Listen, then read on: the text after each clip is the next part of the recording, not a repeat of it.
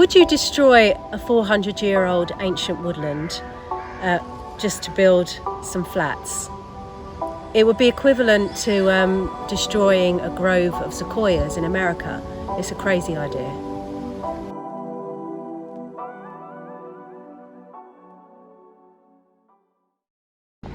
Hi, so I'm Anna Maria Cahalan, and I am chair of a charity here in London, and we're a charity that's trying to save this piece of ancient woodland. It's the closest ancient woodland to the City of London, and it's a surviving fragment of the Great North Wood.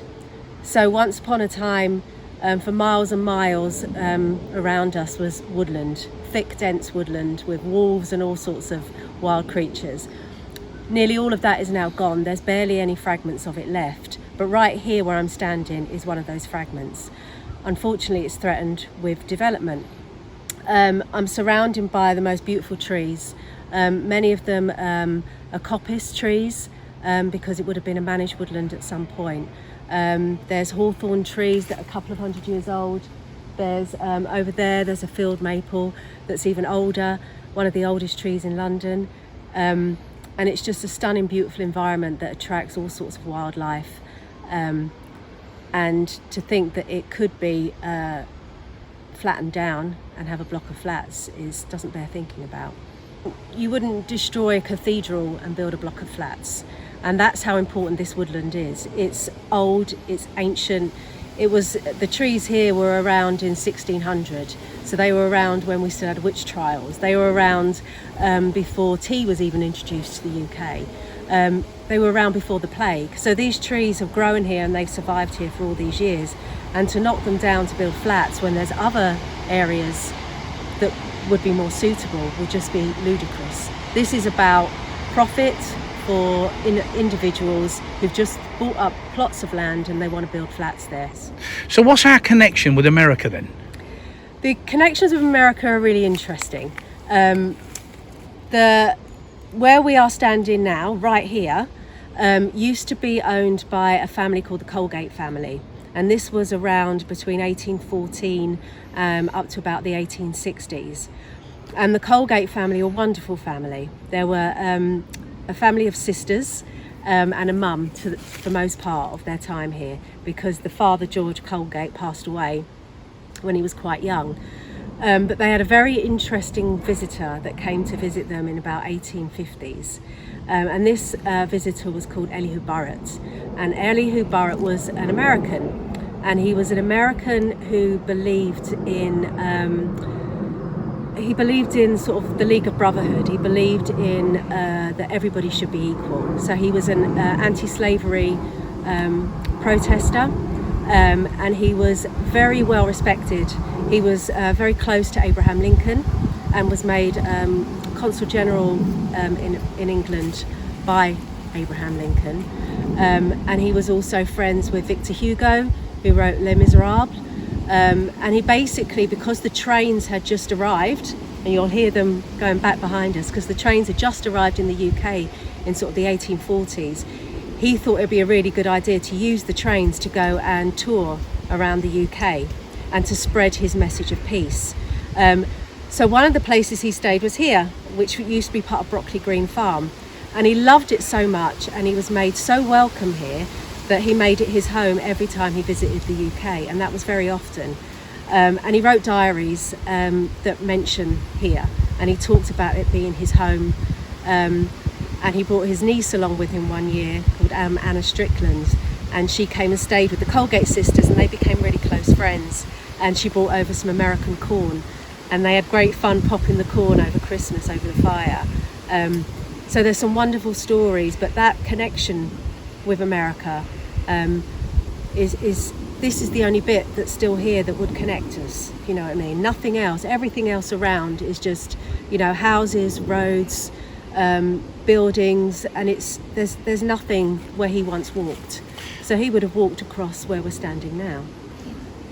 Wow, you see, that thought there is just amazing, isn't it? Yeah, you know what I mean? Just to think that we're in the presence of Mr. Burritt. Yeah, it changes the way you see everything once you read about the lives of the people who lived here and who cared for this space, and who looked after the trees, because there's in some of the trees there's pleaches in the trees, which is an ancient way of making hedgerows. And to think that the farmer, George Colgate, would have been the man that made that pleach, and I'm just putting my hand on it, it kind of gives you goosebumps. Can I just ask you keep mentioning Colgate. Are we talking about the same Colgates in America? Connected, yes. So George Colgate, who was the father of the Colgate sisters here, he was first cousins with William Colgate, and William Colgate is the Colgate who started the Colgate toothpaste empire in America. So they fled the UK because they were threatened with imprisonment. So him and his father were pro-revolutionary. So they were watching very much the American Revolution and the French Revolution, and they were kind of gearing people up to have a bit of a revolution here in the UK. And because they were doing that, they had to be imprisoned. But the father went to school with William Pitt the Younger, who was Prime Minister at the time. So William Pitt the Younger sent a message to him that he needed to flee. So he literally left the country and went over to America. And then him and his son started the toothpaste empire. So yeah, first cousins, pretty close. Incredible, isn't it? We've got the link with our friends across the pond.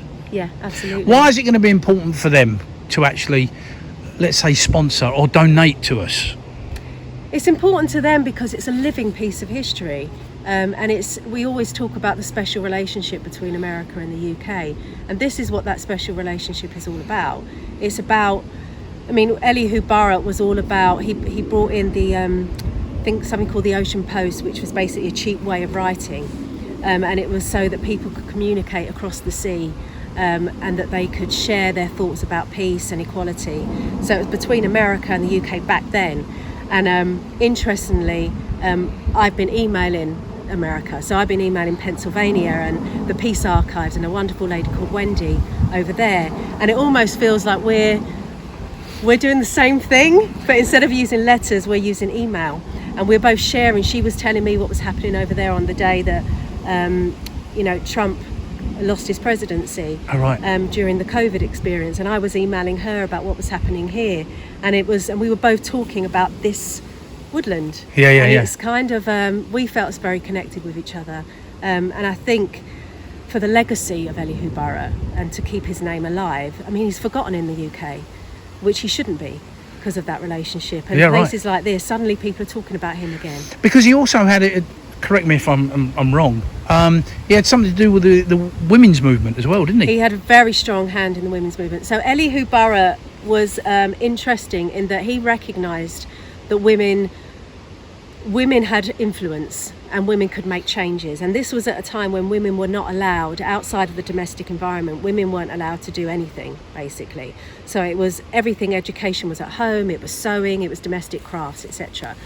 But he recognised that women were the one who chose the food. Women were the one who did the shopping. So if women had the power of money in their pocket, they could make choices about what they bought that was not derived from slave trade. So cotton, for example. So the first fair trade movement was actually started by Elihu Burritt. Again, it's something that nobody talks about. We see the fair trade coffee in our shops all the time, certainly in the UK, but we don't link it back to this American that came over to Brockley. Incredible. And also because he gave women the opportunity to form these groups and to organise themselves, they got the skills they needed to then start the suffragette movement. Without all those skills, the suffragette movement wouldn't have happened. They learned how to bank their money, they learned how to fundraise, they learned how to use their domestic crafts to make statements and slogans on their banners. And they became powerful, and they were allowed to give speeches. So Elizabeth Colgate, one of the Colgate sisters, she gave a speech that was noted in one of the newspapers at the time, which was about orphan children that shouldn't be made to go into the Navy. It was Dr. Bernardo, one of our charitable charities over here, he listened to her speech and changed his processes as a result of that. Really? So that was pretty amazing for women at the time. Right. And then, of course, they knew, hold on a minute, we can be equal in other ways. You know, we know we can change things. We know we've got skills. We know we've got intelligence, and we know we've got strength. And they went on then to move into the suffragette movement. So it's quite powerful. So it's called the Olive Leaf Circle.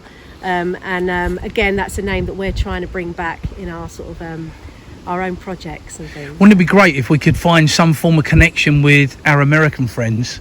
If anything's, is it still running over there, that type of organisation? Well, is it called something else or what? It would be amazing. It would be great to find out, and that's where these links are quite important. Yeah. It would be lovely to have more of a connection with America. Yeah.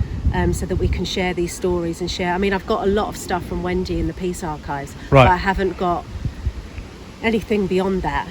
So these conversations would be amazing if we could partner up with our American friends. Without a doubt. Sure. Now, I mean, how much money have you got to raise? We need to raise 100,000. We've just passed the 50,000 mark, Woo-hoo! Which fantastic. is amazing. Yeah, well done. Which is fantastic. And we've had a couple of large donations from wonderful local people, and we've also done loads of fundraisers, loads of open days, loads of events, and people are giving, you know, £5, £20, and it's wonderful. It's hard work.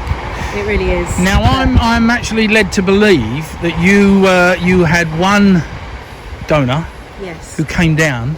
Yeah. Tell us that story. Well, we've got a parent who lives locally, and she is very passionate about wildlife, very passionate about preserving green space for children, especially in a time of climate emergency. So she was interested in our project, and she said she would like to visit the woodland, and if she was confident, she would give us £1,000 towards our project, which was amazing. So she came up, and she just had a baby. And her baby was like strapped on the papoose, and she was walking around the sleeping baby, and we showed her one of our trees, which is quite incredible, which is a 400-year-old field maple tree. And we were basically explaining to her how the younger field maples that have come, like her children, have all come along this side because she's controlling the carbon to feed her children, because she knows that they wouldn't survive on the other side of her where all the elms are growing. And basically this theory is called the mother tree. So we were talking about the mother tree, and I think it seemed to really touch her, because she went away.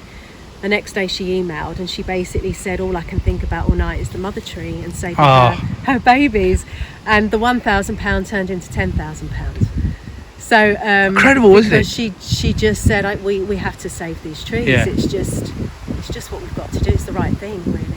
I think the other thing I need to know, and maybe the people we're talking to need to know, how big is this place? How much land have we got?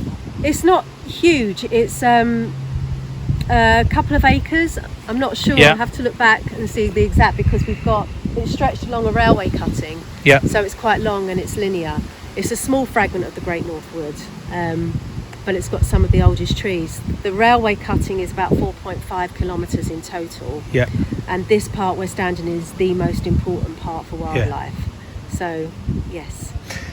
So the other thing, we hear those trains rattling by, regularly. Yes. Here comes another one. How far are we from London? We're not far at all. I'd say we're about 12 minutes on the train. Really, really close. You can just jump on the train just down the road at Brockley, and literally it's about 3 stops. Right, and we're in London. Because we've got a distinction to make. I think we've got Greater London. Yes. Yeah, which is huge, isn't it? Yeah. Yeah. Yes, it's. But the City of London. The City of London, is much. That's square mile, isn't it? Yes. So the guys in 12 minutes could also be enjoying London and experiencing the historic side of that as well. And this is the closest ancient woodland to the City of London. We've done the measurements. So it's the closest fragment to the City of London, which is another reason it needs to be saved. How amazing is that? Oh yeah, without doubt. The one thing, listen to this, listen. It's also the second oldest passenger train line in London. Is it really? Yes, it's that sound of, dancing clickety-clack, clickety-clack. Yeah. But what's great, if it wasn't for the railways being cut through this land, this woodland wouldn't have survived, which is quite interesting. A lot of our best wildlife habitats are all along railway corridors. Right. Because they're basically unbroken green corridors in which wildlife can travel. So a lot of those species that are threatened with extinction, like our hedgehogs, if it wasn't for these corridors, they would have been extinct a long time Yeah. ago. So with our friends across the pond, Yes. yeah, if they want to make a donation, how do they do that? We have a site, a local giving site, which is our platform for donations. So they just need to go onto our appeal. So the fourth reserve. So we're called the fourth reserve because we're the fourth nature reserve along the corridor, Okay. along this 4.5 mile corridor. Yeah. So they would go onto the local giving and go into the appeal for the Wood, which Yeah. is what this is called, and they just need to make a donation.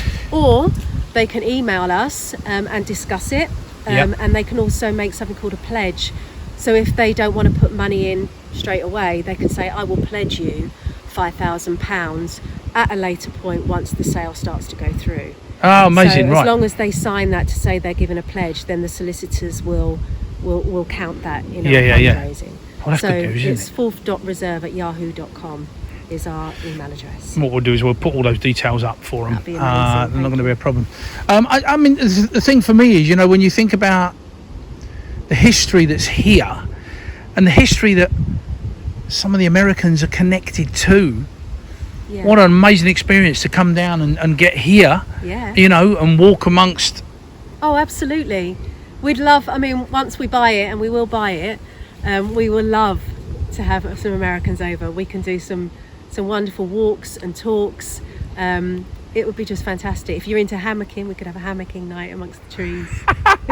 Who knows? Our American friends are into anything, yeah. Yeah, and of course we'd always share where somebody's done something good for us. So obviously in our newsletters, on our website, we'd love to kind of share their stories and why they were interested in here, and would make you very, very welcome in the UK. So are there any other interesting pointers or facts that, we've got links back with our American friends? Yes, one of the most interesting is regarding a guy called Leslie Paul, who started a movement called the Woodcraft Folk. Now, the Woodcraft Folk isn't so big in the UK. There are some small groups, but it's much bigger in America. Now, Leslie Paul just lived down the road, literally, and he's got a blue plaque outside his house. And when Leslie Paul started off, he started off as a scout locally. And at that time, they did a lot of outdoor pursuits. They did a lot of, putting their tents up and all that kind of stuff. This is back in 1912 sort of period. Now, this woodland would have been the closest woodland to Leslie Paul and also to the scout troops locally. And we know that all those scout troops used these woods. So we're pretty confident that Leslie Paul would have used these woods when he was scouting, and these woods would have been the inspiration behind him starting the Woodcraft Folk movement. So we haven't got any specific reference, but the circumstances are so close that we're pretty sure this is where he came and this is where he played, and these are the trees on which he climbed. So that's pretty special. So if he started that movement, have we got the link with America then? In terms of it's a club for kids basically that is still alive today, and in America it's thriving.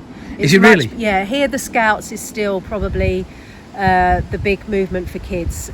So you've got the Boy Scouts and the Guides. Right. Whereas Leslie Paul, he left the Scouts because he felt it wasn't focused enough on wildlife.